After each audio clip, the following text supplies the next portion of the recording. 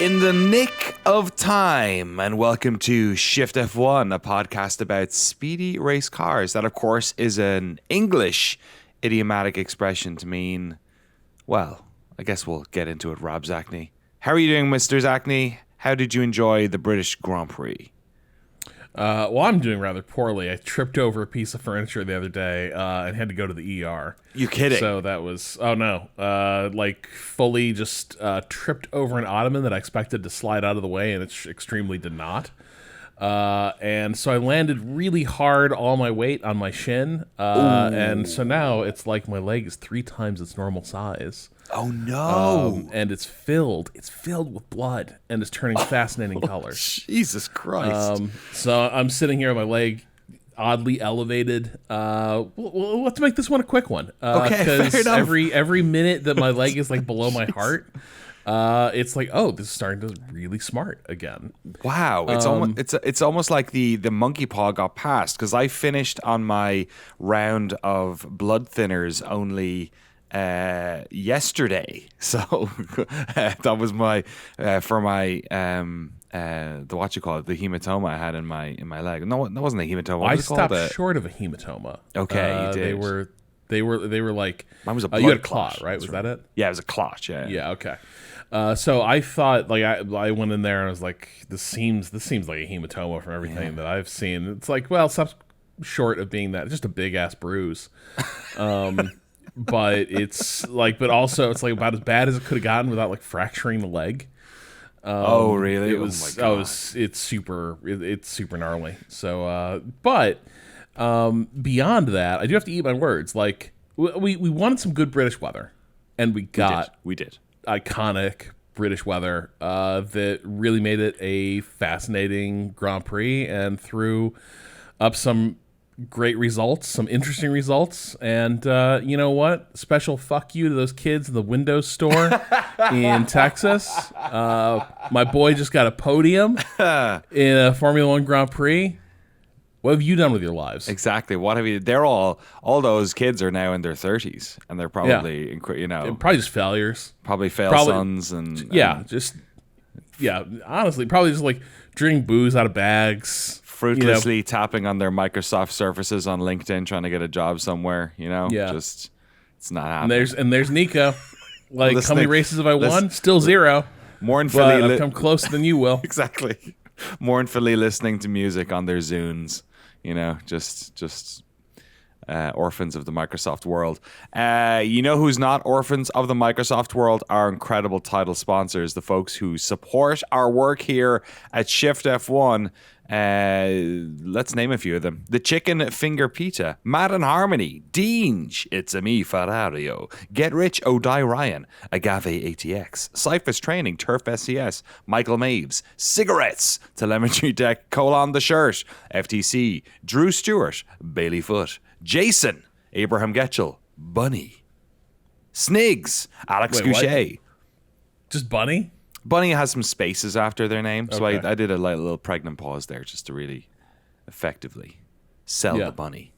Snigs, Alex Goucher, Max Voltar, Jeff Foster, Troy Stammer, William Romph, Lachlan, The Maddened Man. Why is he mad? Who knows? Samurai Love Story, and Jason Kelly. Thank you all so much for supporting us over at patreon.com/shiftf1. We will be back on the Patreon exclusive feed with our reviews of Formula 1, the movie. I almost went last night. I had planned to go last night. There was a 11 p.m. showing at the San Francisco Metreon, which is a big-ass IMAX. Which is an hour from where I live. And I realized we record this pretty early in the morning on a Tuesday. I ruined it. I wouldn't have got home until 3 a.m. So it's a 2.5 hour movie, Rob. Oh my God, a late IMAX showing? That sounds perfect. It sounds good, doesn't it? Half empty theater. Oh, dude, there was like 20 people in there when I was looking at the seats. Yeah. Yeah, no, I would. Do they still have that 11 a.m. showing this week? That 11 p.m.? That was the last one at 11. They have 10:20, which is a little bit more it's still reasonable. So yeah, you gotta hit that. Yeah, have you seen it yet? I have not. Okay, cool. We're gonna get on that.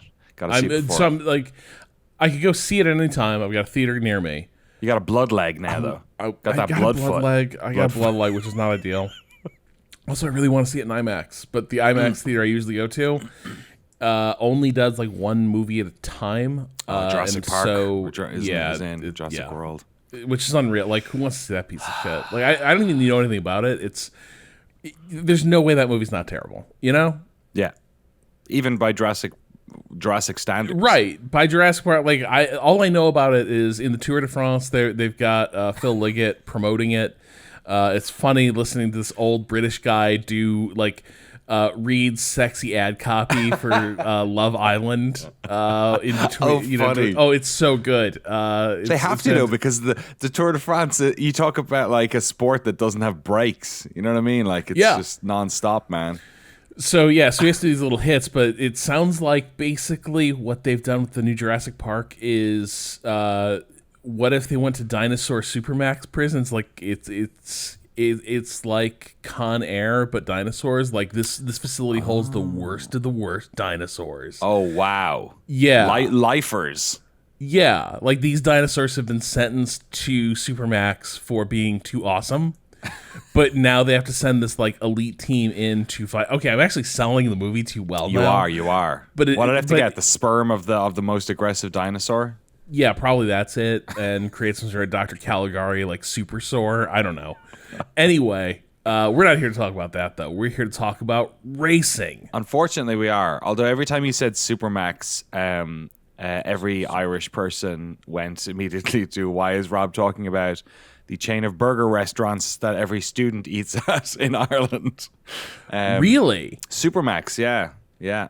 And McDonald's tried to sue them for having a burger called the Supermac, and then they found the paperwork which proved it predated McDonald's. Incredible. Yeah, so McDonald's back then. Real life, they got the golden arches, we got the golden arc. Exactly, yeah, it happened. But I'm not going to sit here and necessarily tell people they should eat Supermax. It's a very weird chain. By the way, if this is your first episode of the show, apologies. Drew Scanlon is usually here to keep things to keep the train on the tracks. But if you'd like to listen to his dulcet tones and also learn about Formula One, if this is the first time you've ever listened to this podcast, you should do so over at our preseason primer episode 298. Scroll back in your Apple Music podcast, Spotify, whatever you use, and hit 298, and it'll basically let you know everything you need to know about Formula One racing. All right, Rob, when did you hurt your leg? I'm sorry about your leg. Sorry about your blood. The other day, like yesterday. Okay, so you weren't. It wasn't as if you were all hung up for the weekend watching practice. No, it's not like I was too furious about the Piastri penalty, and I was like, "Arr!" and kicked an ottoman, and then it bit me. No, good. Okay, well, you're not gonna. That's good. You're not gonna freak out about it. The rain. We got some splashes of rain during quali. We didn't get any, I don't think, on the first day at all. There was no rain for P1 and P2. A little bit for P3. Honestly, the rain on day 2 was mostly an issue for Formula 2 and Formula 3. Yeah. The F3 gear race, I want to say, got red flagged with 10 laps left, or maybe a bit fewer. It was really gushing it down. But there were just some spatters during quali.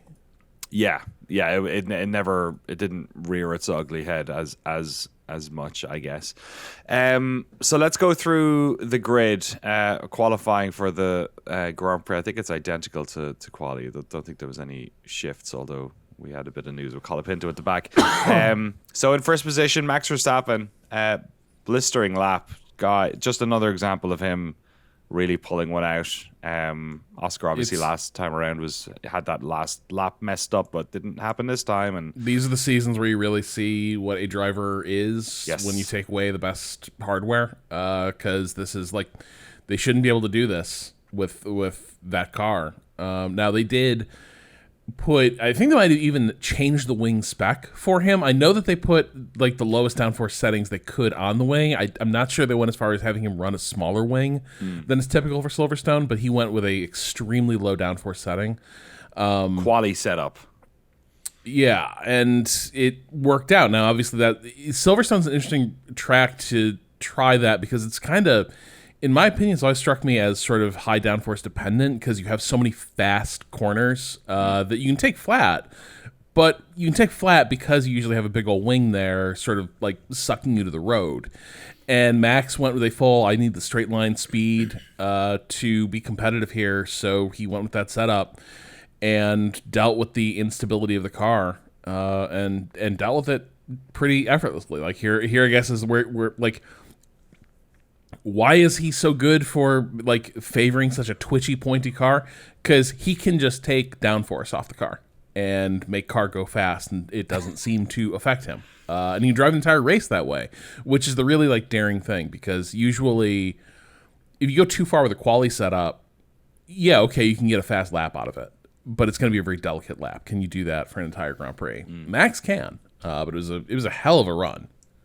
Yeah, for folks who are new, maybe the setup that you have for the race or for qualifying, once qualifying is done, your car goes into parc ferme and you cannot tinker with it anymore. So you're committing to the type of car you're taking, not just for that one important lap, but for the 52 around this old British Air Force base. Oscar Piastri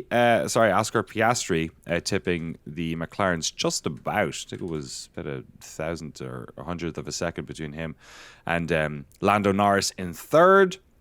George Russell then in fourth, making a case for his contract, I guess, at the British Grand Prix, doing a good job pipping both Ferraris. Lewis Hamilton now qualifying Charles Leclerc in fifth position. Charles then behind him. Fernando Alonso in seventh in that Aston Martin.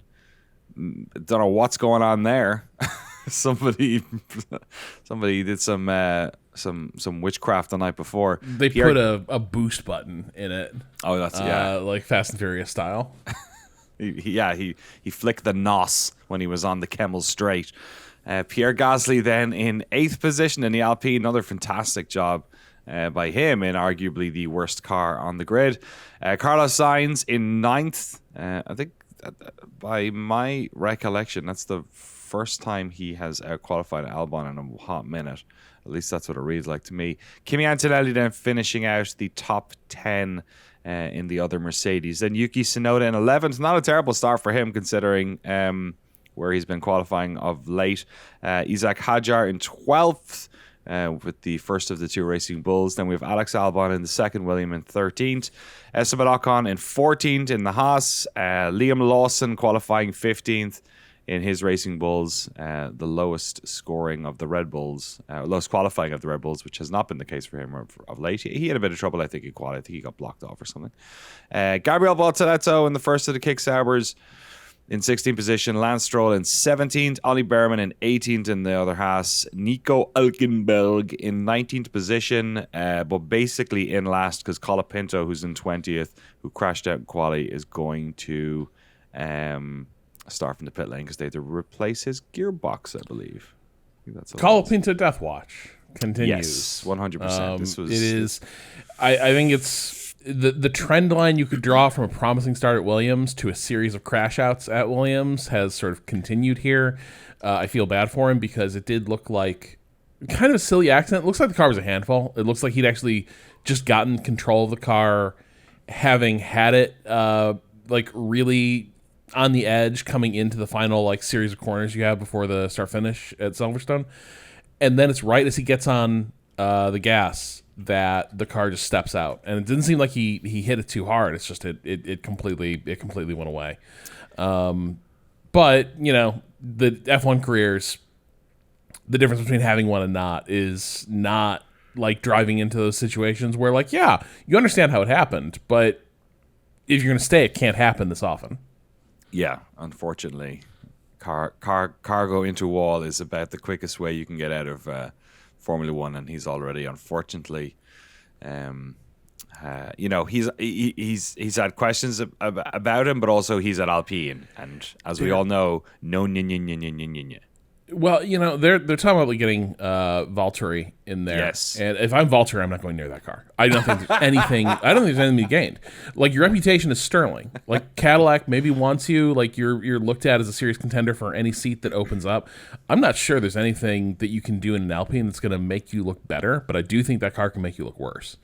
I wouldn't I would not. Maybe I would go. Maybe the 1 year mercenary contract. But if Cadillac is in the offing, I wouldn't. Jeopardize it. As Alpine slowly backs it out of the sport, season by season as well. Yeah, like man, Laurent Rossi sure torched that program. This is a good example of like what a shithead in the C-suite can accomplish, because that is a multi-year, like decades of F1 progress halted, undone, torched due to an egomaniacal CEO. The strategy of several drivers was also torched at the start of this race. We did not start the race under safety car, but they did the formation lap under safety car, which was quite interesting. I think it freaked out a lot of people. They were like, "No, let them race. We're going to start the race under the safety car." What did you make of this formation lap under safety car? The conditions were so weird. It was interesting. Mostly, I'm glad they started the standing start. That was yes. Like I do think kind of like starting under safety car is kind of whack. Just like delay it if need be, but don't give us the standing start. But mostly, I'm curious how you evaluated it, because it had been 2 hours before the race. It was like pitching down. It was foggy as hell. It was like, okay, this is going to be a fully wet race. 15 minutes before race, sun is out. Tarmac is in pretty good shape there. So, like, it looks kind of dry because it's kind of a dark gray tarmac. It's tough to tell moisture. But, like, having seen a lot of races in these conditions, I actually was thinking, inters are not going to be good after, like, a lap or two. Like, this track is going to dry out. And so that whole dilemma, as people were going around the track, like, do you come in and get off those inters that you were taking the grid with? I was like, hell yeah! You fit the slicks, and that seemed like the play. I'm curious, before you saw how it all panned out, what did you make of? Did you think we were in for another Hungary situation where like Lewis was the only one on the grid and everyone else was in the pits getting new tires?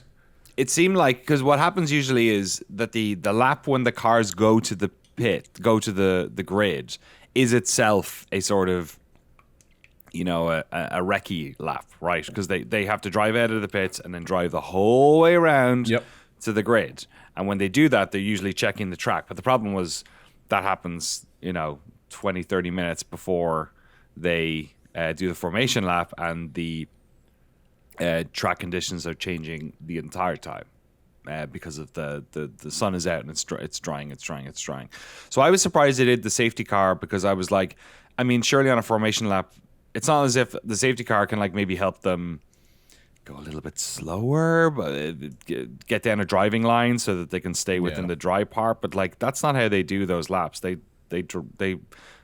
are heating up the tires, so it's not like under the safety car it's gonna change. I was suspecting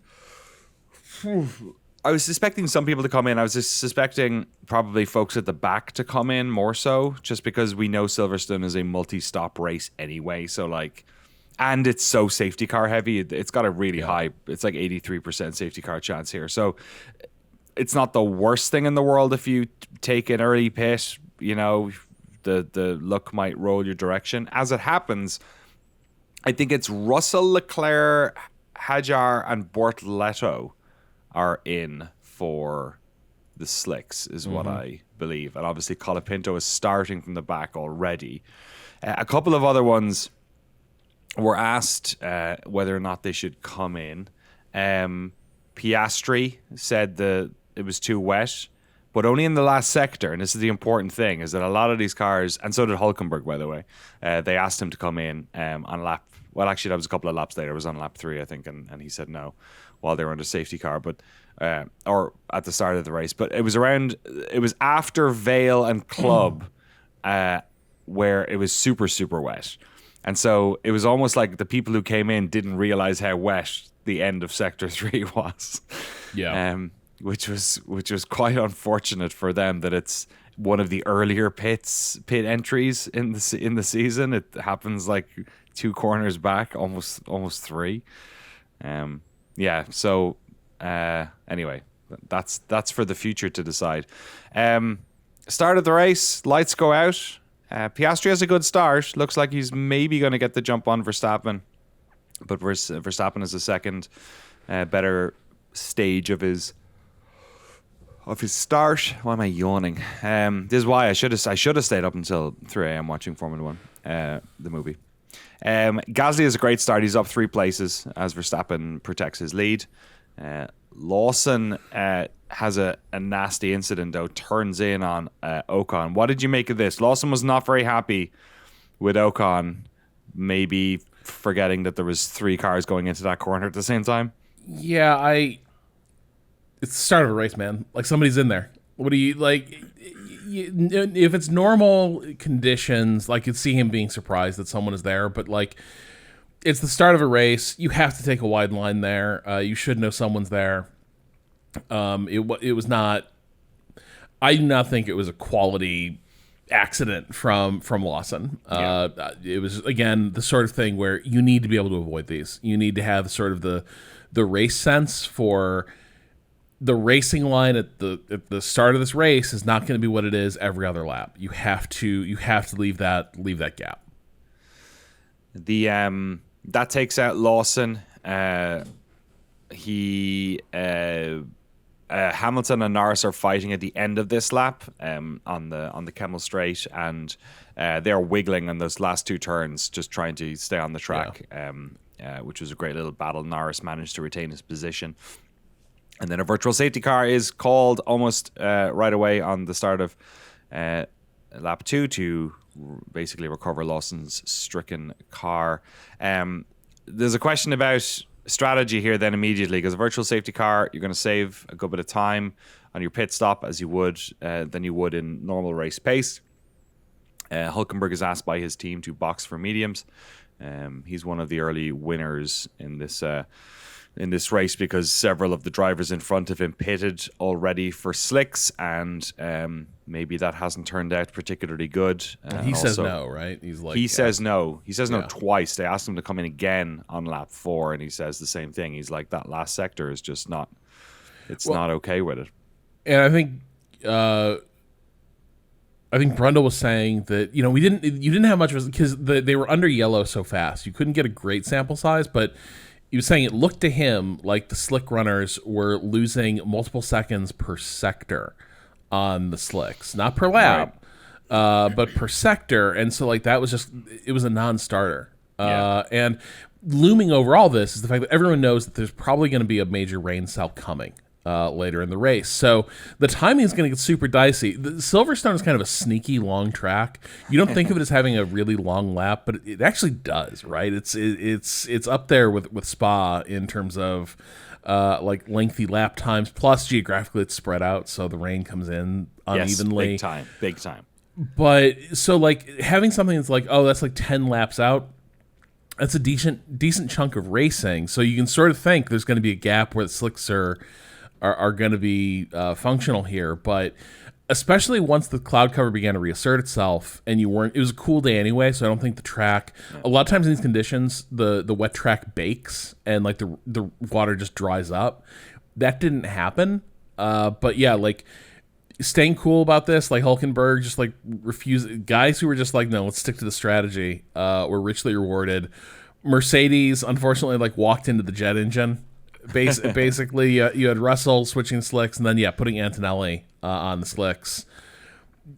They started in a really good position, and they put themselves way behind the 8 ball with these decisions. That was kind of I think from them, it's one thing for backmarker teams to do this. It kind of seemed like a slightly desperate decision from Mercedes, because I do think after lap 3, when they called in Antonelli, it did kind of feel like we might have enough data now to not take this risk. Yeah, Antonelli, it was in a different spot in some way because he's so far back, but then he's also, probably going to... The Mercedes operates well in cooler conditions like this. So in a way, perhaps the race would have come to them if they'd bided their time, but they tried to grab it and sort of immediately handicap themselves. Yeah, you're right. In a race that... we already have a VSC getting kicked off in the 3rd lap. VSC gets turned off on lap 4. The radio message comes over saying rain expected in 10 laps. The current thoughts at that stage was that there's going to be some light rain and then it's going to turn into heavy rain. Bortoleto decides to not wait that long and spins going into turn 1. The virtual safety car comes back in for his car, I believe. Is that right? Yep. Right after that. Another couple of laps for that one to be done. The virtual safety car comes in around lap 8. And then this is when... No, I have Piastri close on the back straight. Oh, this is him overtaking Lando. Yep. Sorry, yes. Piastri has managed to close the gap on Lando Norris over the course of this, not the virtual safety cars because you have to keep the delta, but over the course of the race, it manages to overtake Lando Norris. No, hang on, lap 8. Wait, oh sorry, overtake Max Verstappen. Sorry, apologies. Yeah. I have him written down in my notes, which was particularly stupid of me. Manages to overtake Verstappen on the Kemmel Straight before they hit Copse. After a good amount of times, it's worth mentioning that DRS had just been enabled at this stage. I think it was disabled again. I can't remember. No. Sorry, DRS was still disabled at this stage. Yeah, I feel like much later in the race they re-enable it, and I was like, wait, did they ever? Was DRS out for most of the race? But the Leclerc Piastri duel is fun. Again, like Piastri, I think he's really good at racing Piastri. Yes. Piastri, Verstappen. I think he's really good at racing Max. He plays a lot of head games with Max and keeps him guessing about where he's coming. It was also an interesting duel because, again, they have those really different setups. Like, Max has the straight line speed, but is just getting eaten up in the fast corners. And so that created a really interesting battle because so often the cars are so evenly matched and optimized for the same, like, performance envelope on the track that it's why they can't overtake because like they lose the same amount of ground. But here you had a case where Max can do something with straight line speed here if he can get the exit, but his cornering is so compromised by the setup that even though his lap time is faster overall for him with the weaknesses of that car, it did give Piastri a lot of options for how he wanted to set up and attack Max, and allowed him to sort of do it safely. Now I do think Max recognized this was not I think if Max thinks this is his race, it's a really close battle, and he can pull this off, I think he's very dangerous to overtake because he will make those, like, maybe we both go out. Who knows? He'll make those moves. Here it did sort of seem like he recognized, one, the car is kind of a handful in these conditions, and two, one way or another, this is a done deal. Like he's it's funny, isn't it? Back. He's like happy enough to be overtaken when he thinks like it's almost like he doesn't want to take it out of the tires. He's like, no, yeah. I'll beat you on stamina or whatever, tire stamina. At this stage, lap 10, Hulkenberg is asked to come to stay out on his tires. He demands a new set of inters. He says the tires are shot. Everyone's worried that the rain is about to come and. Inters are good for rain, but used inters are really bad for rain because they wear down the slicks. They wear really interestingly. They wear out in a way that actually you can drive surprisingly far in dry weather on inters if they've been sufficiently abraded. Right. But the window opens for them again almost for slick weather. They're really weird tires. But yeah, like if they've been in those like barely wet conditions, then once real rain shows up, they're a disaster. So Hulkenberg comes in. He's one of the first ones to come in for inters. Stroll comes in on lap 11. Suddenly, it is absolutely pissing down in Brooklands. As you said, Rob, parts of this track can be just in buckets of rain while other parts are totally dry.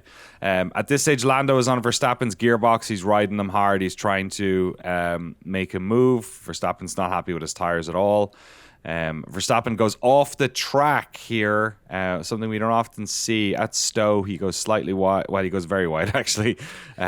Drives totally off. Norris gets past him. I think that's the corner where the Norris supporters were, and before the race, he promised to do an overtake there. Oh, Norris did? Oh, really? Yeah, during the that's pre-race funny. interviews, he was standing. He was doing some crowd work. He's shooting t-shirt cannons, doing an interview. But before the race, he was like, "I promise I'll do an overtake here." That's incredible. And there it was. It's worth mentioning at this stage, Piastri was like 10, 12, 13 seconds ahead of them. Piastri comes in for pits right away. Probably good there's that gap because Norris is coming in right behind him now in a double stack. And Verstappen, obviously, who's just gone off basically right there at the pit entry, has decided to also come in. Piastri gets away on a good one. And Norris comes in on his pit slightly slower. Extra 2 seconds on his rear left, I believe. Front left, just trying to get it off first time around. Verstappen has a solid pit stop and comes out ahead of Norris, just as they were at the start of the Kemmel Straight. Unfortunately, that double stack may be landing the wrong way for Norris in those pits. Lap 14, all the rain that's happening around Beckett's Leclerc goes off there. There is now just way off. Yeah. Like, you know how when you go so far off in a racing game that eventually the game just resets you to the track and doesn't let you continue? Yeah. This was Leclerc. Like, I was looking at that like, he just drove across it. Is he? Yeah. He was in Maggots and Beckett's, the chicanes, but he cut them so drastically that, like, across service roads, little parking area, grass, ice cream van. He went past, grabbed the little chalk ice. Yeah. We're in the unfortunate situation of when there's so much rain so quickly, you're into aquaplane territory. At this stage, a lot of folks have pitted for slicks, but the safety car gets pulled out. Piastri had a 15-second gap at this point. That's all now reduced to basically nothing. And the safety car is brought in. So, and then Alonso back in his feelings, not happy with how the race strategy. And to be fair, so Stroll ends up with a great race in here. Remember, he went to softs in the drier phase of this. Who did? Stroll went on softs for like yes. 3 or 4 laps, I want to say. Yes. And then I think his pit stop synced up with Hulkenberg's because they're right next to each other after all this, where they both went to inters right before the rain got really bad. So they didn't deal with the squirrely handling that everyone else did when they waited for the rain. And so Stroll ends up like moving way up the running order in all this. Meanwhile, Alonso is in hell. Alonso's race has sort of been compromised by a strategy call. And he gets on the radio and he's like, crazy how you never get it right with me. Yeah, the unluckiest driver, but also forsaken by his team. At that moment, I had a strong, like, can you imagine being married to Fernando Alonso? Can you imagine just the daily passive aggression that would just be, like, part and parcel of, you just have to, like, look past it. Maybe we should be an nicer asshole. To Lance Stroll, because what is he except marriage to Fernando Alonso, It's true. Why always me? Safety car comes in, the start of lap 18, and it's a water park out there. George Russell gets past Lewis Hamilton, and then optimistically trying to also get past Ocon, he actually kind of hits him in in sector 1, and Lewis does the beautiful double overtake. We don't often see it. When it comes around, it's a good time for everyone. He just goes yoink around the outside, gets his position back, and also overtakes Ocon as well. But it's not long before we're back in safety car land. Isaac Hadjar rear ends Kimi Antonelli on the entry into Copse and flies out into that same wall that Verstappen hit much faster, 5 years earlier. He is in trouble.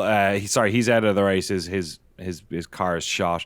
Antonelli's also in trouble. His rear diffuser has a significant chunk taken out of the right side of it, and he comes in to pit for new tires. But we have another safety car, and this is go on. No, just like Hadjar, just I think pretty much unlucky. In this, the visibility is so bad back where he is that the the rain lights have a pulsing pattern, but there's enough of a gap in it you can lose track of a car in between the flashes. And Antonelli just disappears behind like a curtain of rain and mist, and then the next thing you know, everyone's braking for the corner and Hadjar's in him.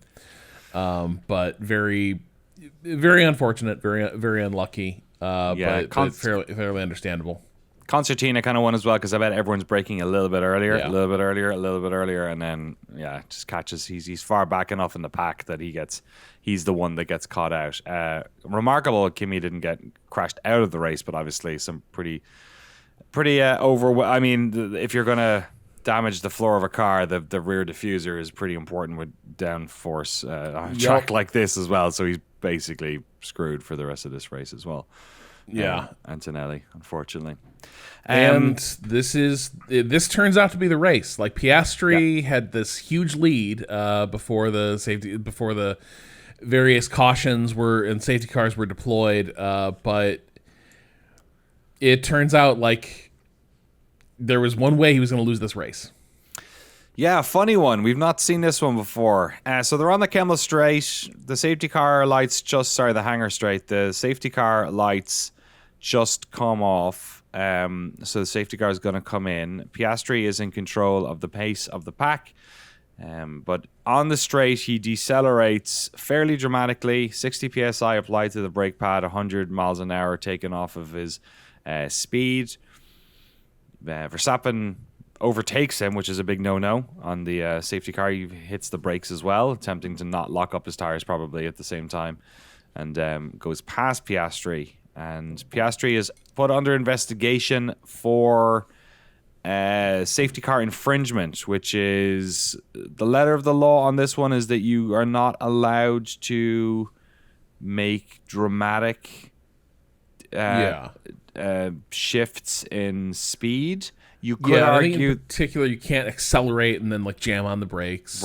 But his position, the thing he argued later, was that the safety car accelerated down the straight because it's the straight, and then his lights went out and he braked for the corner, and that's all that happened. Now, I think maybe Max sold it a little bit with like, whoa, the shooting past him, like braking hard?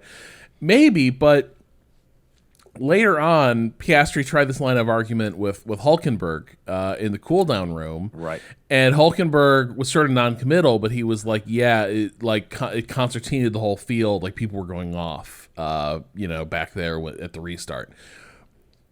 He did, he intentionally or not, and I think it wasn't. I think it was trying to sort of jockey for position here and sort of like cause everyone to check up in that corner, and then he was going to make a clean getaway.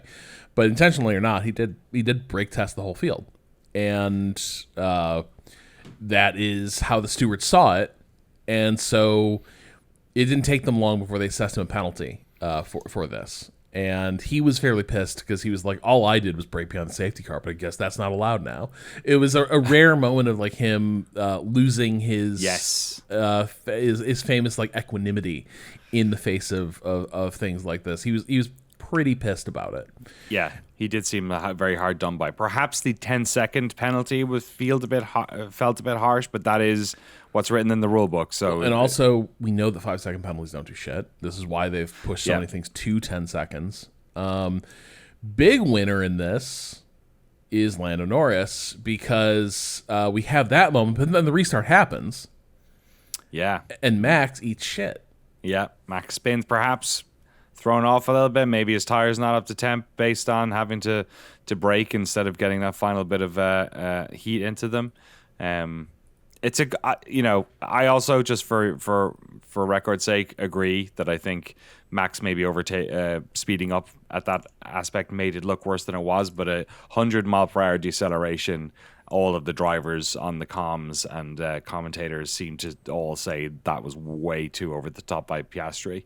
And not fair game. So I can't disagree with it. We saw what happened at Mugello. Remember that terrible crash on the safety car restart where a bunch of them just completely destroyed each other because it felt like they were stop and start at the front. I think it was Bottas leading that one. Yeah. But yeah, Max spins right there on the exit of Stowe. Does a little pirouette. He's got, and of course perhaps the worst time to spin because everyone's packed up behind you. So then half the field overtakes you immediately in a couple of seconds.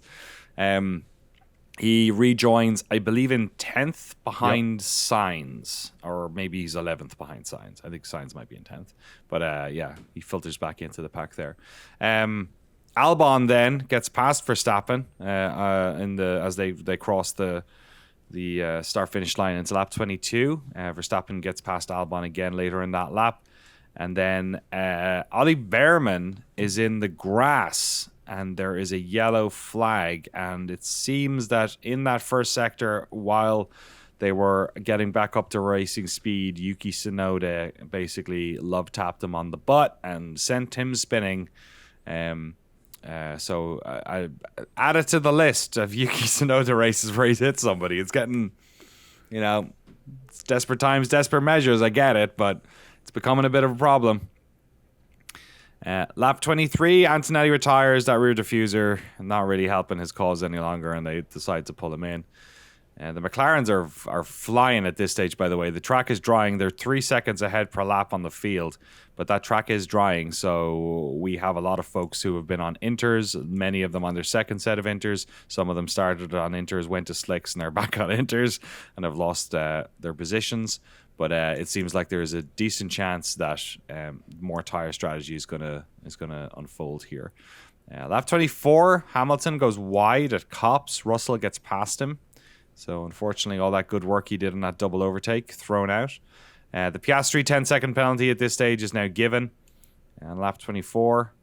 And as we're coming around here, the setup of the I guess the top three is we have Piastri in first currently, then Norris in second, Lance Stroll, despite that early pit stop, is in third.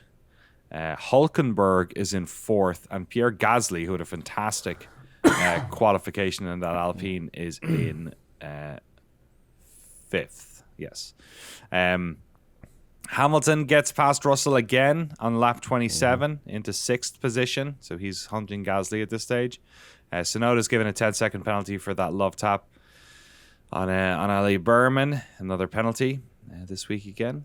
Hamilton tries it on Gasly on lap 29 for fifth. Did you see? And they have these graphics for these guys. Did you see these awesome graphics they had? It was like the speed, the line behind the car showing. Those were fun. That was cool. I thought that was especially for a new viewer, it kind of shows you how the entry to a corner and exit of a corner matters for speed and stuff like also, that. they gave us state of charge updates with this race. I don't remember seeing that graphic before. State of the battery? Yeah. They used to do that years and years ago, especially when ERS and KERS were more, the KERS button was a thing. But, that's cool. Yeah. They've been there's some quality of life things. Excellent. I still think though it's all laying the groundwork for digital ads, being like that horrible F1 ad that was at the hairpin of Canada, where you had that digital billboard showing the F1 the movie. Oh yeah. I hate that stuff. It's bad enough on static fields like in gridiron or soccer, but in when they're moving like that, it's like ice hockey or something. Don't like it. The lap 30, Hamilton does eventually get past Gasly into fifth. Bit of movement up the front here. Hulkenberg also managed to get past Stroll into third position, 20 laps shy of the end of this race, and probably an extra pit stop in here. Hulkenberg is in third. Hulkenberg, of course, as we know, up till this point has the unfortunate record as the most F1 starts without a podium. Hulkenberg largely sought out early in his career as possibly a young phenom, somebody who could perhaps win championships. He's never quite had the car underneath him. He certainly doesn't have the car underneath him this weekend, but some great tire calls have put him in third, and the people around him he's fighting with are arguably around that car's level. So all eyes on Hulkenberg at this stage. Hamilton himself gets past Stroll on this exact same lap. to get up into fourth position. Stroll enters free fall at the end of this race. Like every couple laps, somebody's getting him for a place. Looks like his tire strategy kind of runs out of steam, but also there's the Stroll of it all. The Stroll of it all. Leclerc gets past Albon into 11th position on this lap as well. And it seems like we're in that situation. There's a couple of tire strategies that aren't working out. Also, the track is drying, and they're all waiting for that moment when the track basically swaps over from just wet enough to not wet enough at all. Hamilton says he reckons it's going to happen in the next 5 to 10 laps. Alonso, desperate perhaps, decides to get onto slicks early on lap 38. And then we see a couple of more people come in. Russell pits on 39. Leclerc gets past Sainz here during this lap as well. And then Russell, who, again, perhaps a little bit early onto those slicks, does another spin here. I don't know where this was. They kind of cut to it. I couldn't really tell exactly where it was. But he pirouettes, he spins off the track here on lap 40. Verstappen, meanwhile, is, I guess, taking advantage of some of these pit stops. And also, he's a good driver. So he is now up into 5th position. He gets past Gasly as well. So at the moment, we have Piastri still in front, but he's got to serve that 10-second penalty. Then Norris, Hulkenberg, Hamilton, and then Verstappen, and then Gasly. Lap 42, Hamilton goes on to softs. His initial call of 5 to 10 laps ended up being 7, so he was pretty close. And then Piastri comes in. He pits. He serves his 10-second penalty. Behrman hits into Ocon here on lap 45. Norris comes in to serve his pit. Obviously doesn't have to do a 10-second penalty and comes out ahead of Oscar Piastri. Oscar Piastri, though, wants to swap. He says, hey, look, we don't think that penalty was, as a team, we all agree that the penalty wasn't fair. So how about we swap the positions and just let us race? What did you make of this one, Rob? He's got his eyes closed. Oh, my God. Like... The first truly cringe moment of Piastri's career. I mean, you gotta try, but no. Like, yeah, you know what, Oscar? We are going to fuck up the entire team dynamic and blow any concept of papaya rules out the water to make up for the fact that you got tagged with a penalty. And regardless of the penalty, this is how the cards shook out. And you can't ask Norris to give up that gap and give up the position and then be like, but now we have a good, fair race. That's absurd. All is well. It kind of doesn't matter really in the end because Piastri goes wide on a turn here right after that radio call, loses even more seconds to Norris. Everyone's eyes, though, at this stage are on Nico Hulkenberg, who is in third and has tires to finish this race. So the only worry is whether Hamilton will catch him or not. Hamilton in a Ferrari hunting in a podium. Hamilton, of course, at his home Grand Prix. There is a straight on this circuit named after him. He won this last year. This is an important spot for him. So it's not like he's going to give Hulkenberg third place for free. Leclerc goes off the track on lap 46, but it's pretty much Bob's your uncle for the rest of the 6 laps remaining. Norris manages to keep and extend the gap between him and Piastri. He crosses the line. Piastri crosses the line mournfully in second, and Nico Hulkenberg crosses the line in third position. To the cheers of the folks at Silverstone, Max Verstappen drives up alongside and gives him a thumbs up. And I don't think, as much as I'm sure the home fans enjoyed seeing Lando Norris cross the line, although it's debatable how popular in the annals of British F1 drivers at the moment, where he lands in that order. I don't think anyone was disappointed about who came in third. Yeah. British fans, I think, feel about Hamilton the way Italy feels about Ferrari. I don't think they feel that way about Norris. Not overall. He's not sort of ascended to that sort of tier of sporting hero in that way. But also, you're just not going to compete with the F1 lifer who's always been in that supporting role, finally getting his day in the sun. Like everyone in the grid seemed to be celebrating Nico's podium. It was also adorable. Everyone realized quickly that Nico had no idea what he was doing with the post, Yes, because it's a different procedure if you're on the podium. And so Zach Brown, at one point shuffled away from his team and was like directing Nico about where he needed to go. Like, no, you get wait over here. Now you go wait for the interview over there. Another great detail was Nico forgot his helmet on his way to the cool down room. So Norris snagged it for him and brought it up. And Nico's like, why do we need it? We're done racing. It was excellent. Everyone was losing their minds for Hulkenberg's podium. I was delighted for him, and also you could tell that like Nico Hulkenberg is not the minnow who got a podium. He's not Pierre Gasly getting a win, or you know what I mean. It's not this. Nico Hulkenberg thinks highly of Nico Hulkenberg. Yeah, and Nico Hulkenberg is a good driver, and he's been in dodgy cars for a significant part. You could argue the vast majority of his season, of his career. Sorry. And so for him, I think it comes. It's a mixture of relief. There's probably a tinge of embarrassment, I imagine, with all of this as well. A little bit. But it was really nice to see him celebrate and be celebrated. Although the McLarens did a bad job on the podium, they didn't give him the quintessential spray attention I think he deserved. I would agree. There was a little less just hosing him down than I think there should have been for the moment. But also, I think you're right. Like I think there's some sportsmen where it's like, you'll see him break down at moments like this. Nico looked like a guy that I agree, like slight tinge of embarrassment that people are making such a big deal out of it. Whereas I think for him, it was like, it was a good day's work.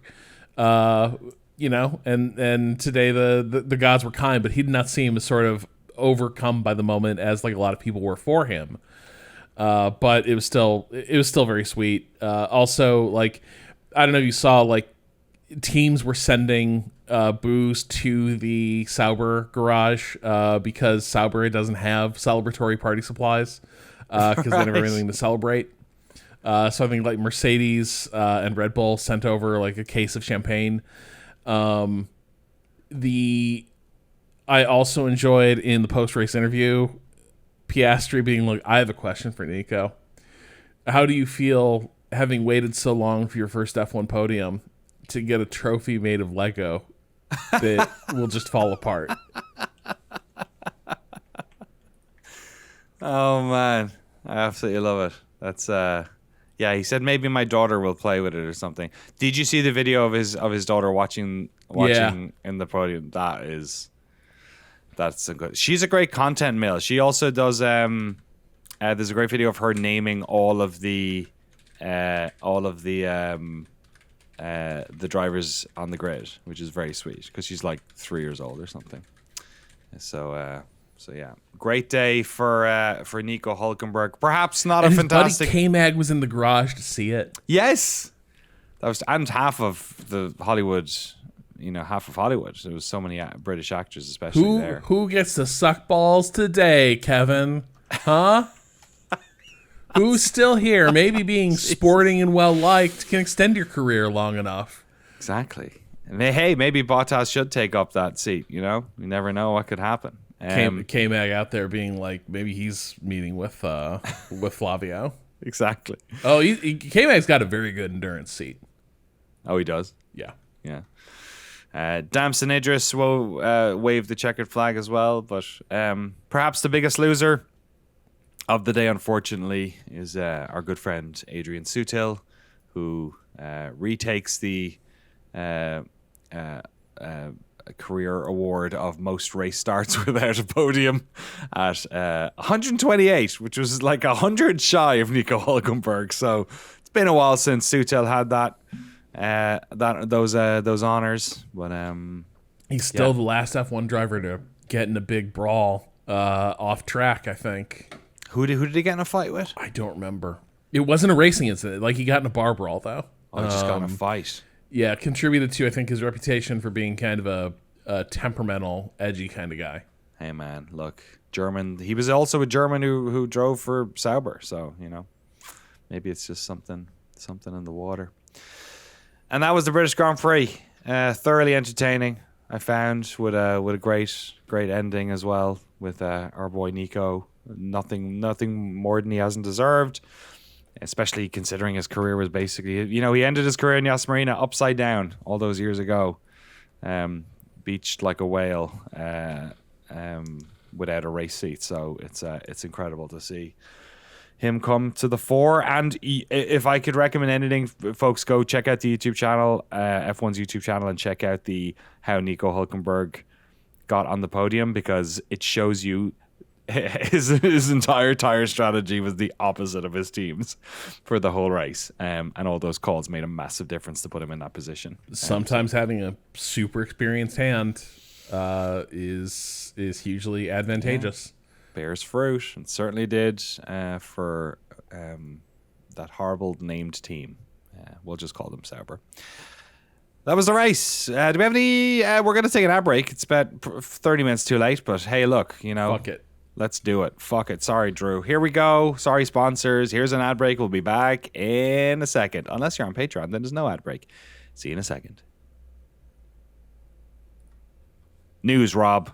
Fill me with it. Out with the olds. In with the news. Not a ton. I feel like now that we are doing the show, probably a bunch of silly season news will break at any moment. But for the moment, there's nothing. I would not be surprised if, like, this week we hear something about the future of that Alpine seat.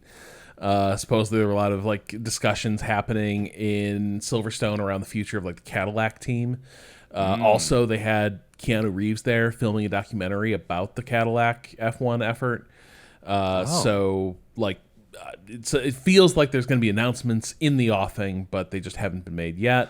What he already produced or narrated or did something? The Braun GP one. Braun GP, he did. He produced it, didn't he? Yeah, it was really good. The whole I love thing. that documentary. Also, didn't Brad Pitt do a MotoGP one? He did. Hitting the Apex. He did Hitting the Apex. You're right, man. These guys really like this shit. It's crazy. They really do. I think having a lot of disposable income. Shouldn't those have swapped? I mean, I guess Brad Pitt's a bike guy because he does track days, but Keanu Reeves owns a motorcycle company. Does he? Yeah, he has what are they called? They build bikes in LA. He has it's like a boutique motorcycle. That's why he's always riding bikes and I didn't know that. Matrix movies and stuff. Well, I guess that's more of a Trinity thing now that I think about it. John Wick, he rides a bike, I think. Yeah, he does. Yeah, he's a bike guy. Look, I think we all know if I had a ton of disposable income, I'm getting into cars. That's just what do you right. It's the natural thing. We're do you have more money than you really need or know what to do with? Cars. Can I introduce you to car collecting and big thing go fast and is cool? Hell yeah. Meet my friend, awesome. Jay Leno. Absolutely.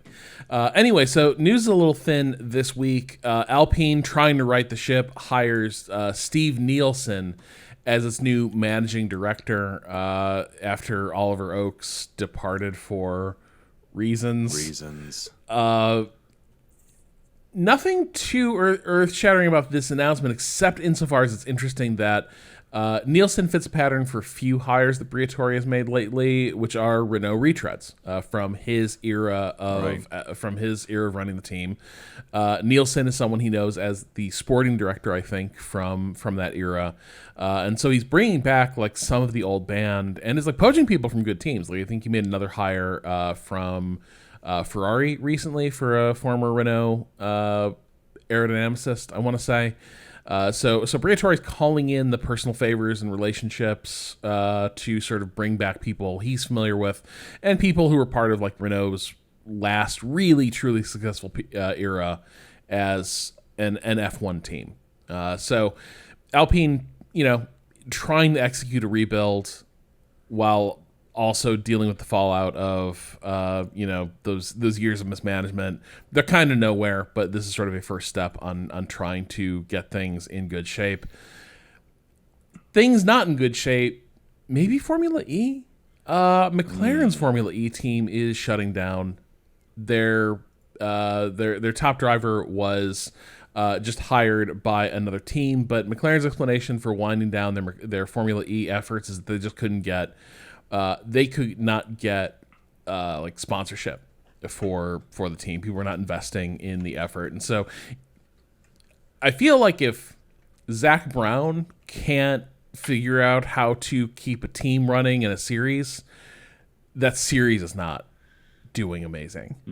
It is the, I want to say, 11th year of Formula E. I think it was 2014 it started. So yeah, it the evolution of it, sure, is just, they've made some changes obviously to the way in which power deployment happens off the racing line, all that sort of stuff. But yeah, I could see it. I could see it being an issue. I'm still not sure they get the crowds. Some places they definitely do, but it's still not bringing a lot of people in TV wise. It's a fun series every time I watch it, but like, it's a fun series, but also there's like 3 or 4 other racing series that I'm more engaged with, and so it's just there's the problem. But so not sure what that signifies for the future of Formula E. It's a pretty big field. They can afford to lose some teams before you start to feel like the series is got shot. But still, just a notable thing. Maybe the most notable thing for us, just because we've been, kind of without much choice, we have to think about Ben Sulayem, so we do. So his new challenger has emerged. It's Tim Mayer, a former F1 steward who ironically lost his job following the USGP a couple years back. Wait, the one with the tire gate or whatever? The track invasion. There were people on the track. Fans were on the track before cars had stopped running. Wait, is this at Austin? So it was recent enough. Yeah. Oh, okay. All right. I don't remember that. So he is now running against he's now running against Sulayem and sort of describing him as like a dictator carrying out a reign of terror. Wow. At the FIA. I'm not sure how much gas is in this tank. Yeah. It does not feel like Carlos Sainz bowed out. It feels like he had a lot of the cachet and respect that there would have been a lot of people to back that bid, but he seems to have decided that it's too uphill a battle. I'm not sure Tim Mayer does have that. He seems like he's well respected and well known, but crucially, when you're running for FIA president, you also have to have like 10 other people that are going to sort of come run the FIA with you. Like you sort of have to pick your cabinet in advance, and they will also be like your supporters for the bid. He hasn't identified those 10 people, and he's flirting with a lot of the people who've quit the FIA or been fired from the FIA lately. So it's like kind of the revenge ticket. But I don't know. FIA politics are opaque to me.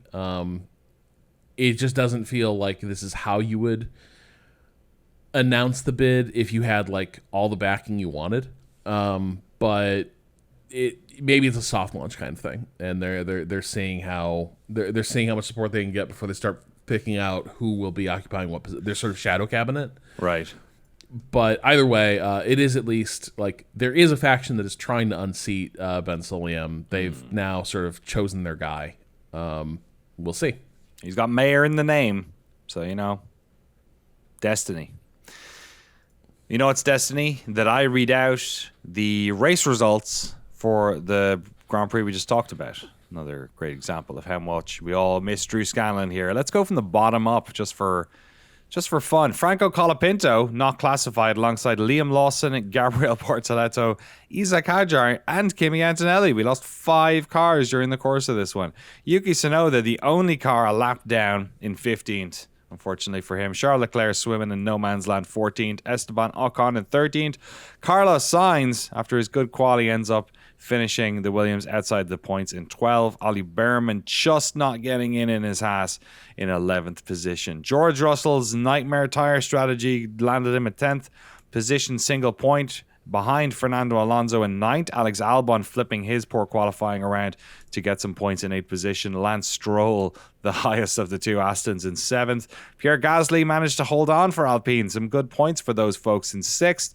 Max Verstappen just about doing a decent job. He says himself in the Dutch press he's not in the title fight for the championship anyway, so it doesn't really matter. Interesting words from him. Lewis Hamilton in 4th position in the Ferrari. Nico Hulkenberg, as we said, in the Kick Sauber, managing to get his first ever podium in 3rd. Oscar Piastri lands 6 seconds behind Lando Norris after his 10-second penalty for braking under the safety car and creating an infringement. And Lando Norris leads the driver championship with another race result here in Silverstone. Actually, speaking of that, I should go through the current driver standings while we're at it. Sorry, Lando does not lead it. What am I talking about? From the top, Oscar Piastri's in 1st with 234, Lando Norris in 2nd with 226, Max Verstappen in 3rd, 165 points, not too far off him. George Russell in 4th with 147, although further away than he was a couple of days ago. Charles Leclerc leading the Ferraris in 5th with 119, Lewis Hamilton in 6th with 103, Kimi Antonelli in 7th with 63. Alex Albon's behind him in 8th position with 46. Then we have Nico Hulkenberg in 9th position with 37 points. Esteban Ocon in 10th position with 23. Isaac Hadjar in 11th position with 21. Lance Stroll in 12th with 20 points. Then we have Pierre Gasly in 13th with 19 points, just behind him. Fernando Alonso in 14th with 16 points. Carlos Sainz in 15th with 13 points. Liam Lawson behind him with 12 points in 16th. Yuki Tsunoda having a real hard time, 10 points to his name at this stage, in 17th position. Then we have Ollie Berman's got 6 points in 18th position. Gabriel Bortoletto's got 4 in 19. And Franco Colapinto has 0 points. Jack Doohan rounding up the tally of 21 drivers who have managed to start a race this year. He also has the goose egg, of course. You can join our fantasy teams. There's a link to the Shift+F1 fantasy team over on the official Formula 1 fantasy game in the show notes of this very podcast. Some of the winners for British Grand Prix. Let's do top 3. Hulkenberger managed. No surprising they came out okay. They came out in 3rd. It was meant to be. Amazing. CatCat629 just pipped them with 305 points, 2 points higher. And Me First and the Kimmy Kimmies. Do you understand that reference? Nope. All right. They managed to get the most points. Our top 10 at the moment: in 10th position, Dress Zone. In 9th position, Signs Sealed and Delivered. 8th position, Endor 8000 _. And 7th position, The Fast of Us 2025. In 6th, Scuderia Potoquito. In 5th position, Bring Back Marlboro. In 4th, Val's Movement. 3rd position, Stop What You're Doing. In 2nd position, we have Ukulele, which I think is also Endor 8000's team. And in 1st position, with a lead of 6 currently, we have F1 Banned My Team Name. There you go. Cancel culture hitting the fantasy league here. That's what's going on. That's what's going on. You can send us emails, shiftf1podcast@gmail.com, or go to f1.cool/emails. We are Shift+F1 Podcast on all of the social media thingies that are out there at the moment. If you want to spam us and send us messages, you can also do it on the Shift+F1 Patreon. We're checking those messages too. But that's enough racing in Formula 1, Rob. How about we race around the world? Yeah. The MotoGP of Germany. The feature race in Saxony, Germany. Bam. They should. Is that where saxophones are from? I don't know much about it. It is not. It's not. I feel like Germany invented most music, didn't they? Or perfected it. Sure. You know, that's fair to say. They're pretty good at that stuff. IndyCar is at the Iowa Speedway this week for the IndyCar Series Farm to Finish 275, race 2 of 2 on Sunday. So enjoy that one. The IMSA WeatherTech Sports Car Championship Chevrolet Grand Prix is at the Canadian Tire Motorsport Park, which I don't have the city down, but I'm guessing it's somewhere in Canada. Shall we guess what city? Oh, it's like the middle of nowhere. What's the thing it's closest to? Let me zoom out. It's near Toronto. It's not in Toronto, though. That's why they don't have it there. And NASCAR is local. I thought this happened during E3 week. I don't know why I got my weeks messed up. I might go down to it. We'll have to find out. Challenge Round 3, also known as the Toyota Save Mart 350, is hitting Sonoma Raceway. Sears Point, baby. NASCAR's local again, just down the road from me here. And no Formula 1 this weekend. Do you know what race is next, Rob? No. We're still in Europe. Is it? We are. You mentioned it earlier. It's not Italy, is it? No, when you mentioned it when you talked about large tracks with Spa? weather. Yes. Ooh. We're heading to the We haven't had a good Spa GP in years, but still. Francorchamps. Exactly. We don't have it for like 3 weeks, bro. It's not on until July 27th.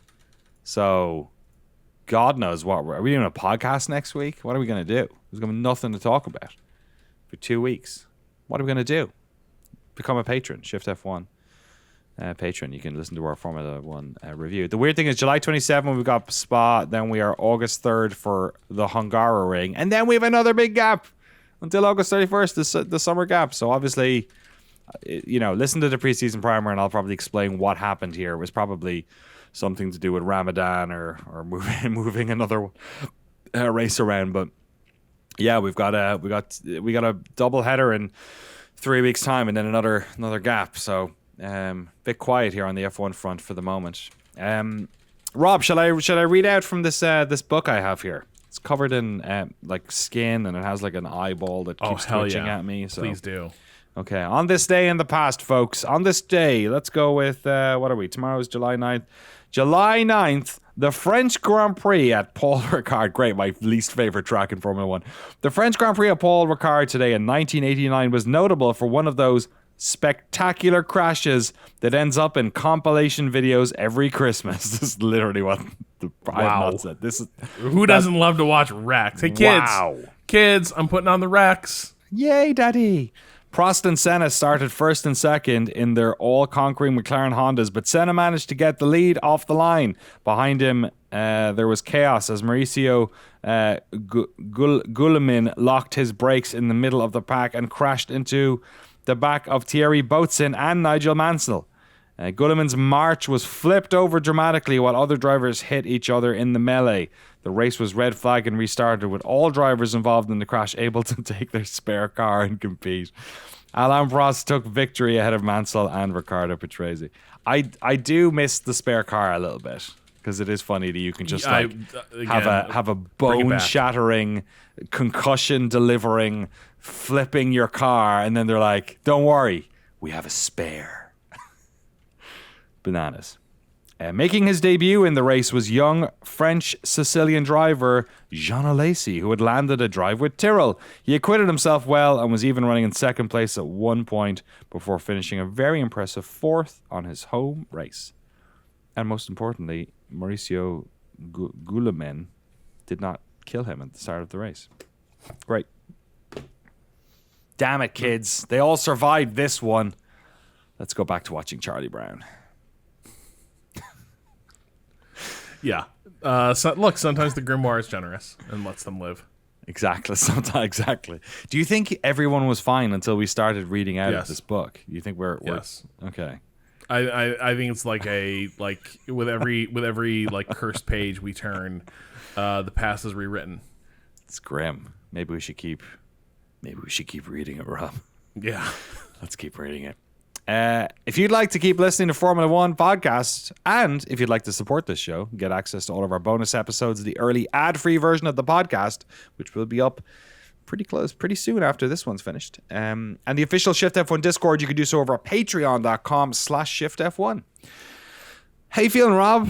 How are you feeling mid-season? It's not quite mid-season gap. We'll have Drew back for the next one, of course. But how did you find the British Grand Prix, and how are you feeling about the series as it is? Season. It remains a really good season. Like, again, we really competitive field. McLaren clearly have the best car, but there's tracks where that is not so decisive that they run away with it. The fact that Max on his day can be battling up there for the race win and sort of keep them on their toes is fantastic. And we'll see how far we get with this, because for a while there it felt like Norris was definitely on his way of sort of showing himself out of the championship contention, but now this gap is nothing once again. So we'll see how. Right now the vibes are very chill, but history is that eventually teams get pretty tense when you have a championship this closely contested. I'm curious how that's going to unfold, but yeah, it's been a pretty good season. There've been a few races that have been genuine duds, but for the most part, a lot of interesting races, a lot of interesting stuff to talk about. Yeah, here. I'm looking forward to I'm not looking forward to the gap, let's say that, in the next couple of weeks. So I'll be filling it up with maybe some NASCAR and definitely some Petaluma Speedway action. We'll be back soon, though, with Drew Scanlon. Thank you so much for listening to this podcast. Thanks so much for checking us out, being our patrons, and we'll see you next time here on Shift F1.